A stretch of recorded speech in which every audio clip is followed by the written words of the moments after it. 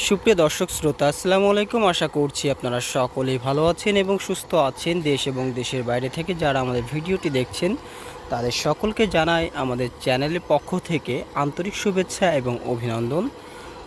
প্রিয় দর্শক শ্রোতা, আপনারা দেখতে পাচ্ছেন আমরা এখন একটা পুকুরের পাশে আছি এবং দেখুন ওই পাশে পানি চলছে। এটাকে বলা হয় এয়ারেটর। এই এয়ারেটর দিয়ে যদি আপনার প্রতিদিন চালানো হয়, এই যে এখন পুকুরের কালারটা একটু দেখছি নষ্ট হয়ে গেছে, মানে অক্সিজেন শর্ট হওয়ার সম্ভাবনা আছে এবং মেঘলাও ছিল।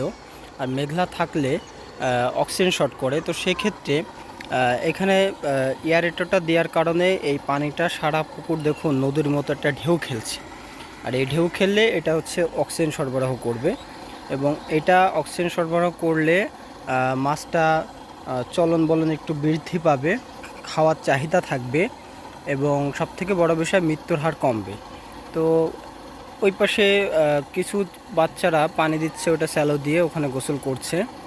তো আপনাদেরকে বলবো যে মাছ চাষে এই এয়ারেটর আসার পরে বেশ একটা সফলতা অর্জন করেছে চাষি ভাইয়েরা।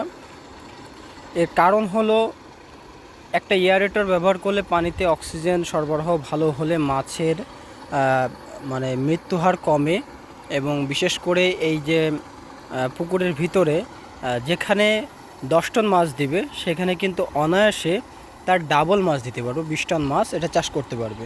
যেহেতু একটা জায়গা 10 টনের জায়গা যদি 20 টন মাছ উৎপাদন করতে পারে, তো সেটা আরও লাভজনক বেশি। তো একই খাবারে একই জায়গায় উৎপাদন হয়ে যাচ্ছে।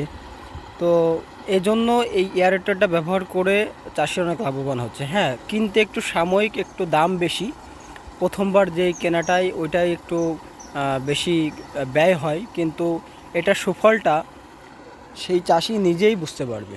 তো আমি এই পুকুর পাড়তে যাচ্ছি, যাওয়ার পথে আর কি লক্ষ্য করলাম যে প্রতিনিয়ত এখানে এয়ারেটর দিয়ে কিন্তু পুকুরের ভিতরে অক্সিজেন সরবরাহ করা হয় আর প্রতিটা পুকুরেই তারা এয়ারেটর ব্যবহার করছে। এই পাশে দেখুন একটা পুকুর আছে, এই পুকুরটাও কিন্তু এয়ারেটর আছে। তো এই চাষি একজন সঠিক বুদ্ধিমান এবং বুদ্ধিমত্তার সাথে এই কাজটা করেছেন আর প্রতিটা পুকুরে এইভাবে দিচ্ছে এবং এখানে বড় মাছ চাষ করে। এখানে যে বাজারজাত করা হয় বড় বড় মাছ, ছোট মাছও আছে।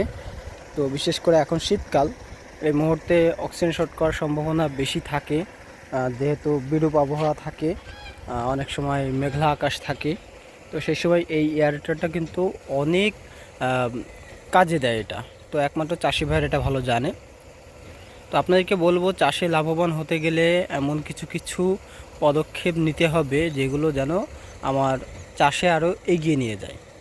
তো প্রিয় চাষি ভাইরা, আজকের ভিডিওটি মূলত এয়ারেটের ওপর ছিল। আবারও দেখা হবে নতুন কোনো মাছের ভিডিওর উপরে। সে পর্যন্ত সকলে ভালো থাকবেন, সুস্থ থাকবেন এবং আমাদের চ্যানেলটি সাবস্ক্রাইব করে পাশেই থাকবেন। আল্লাহ হাফিজ।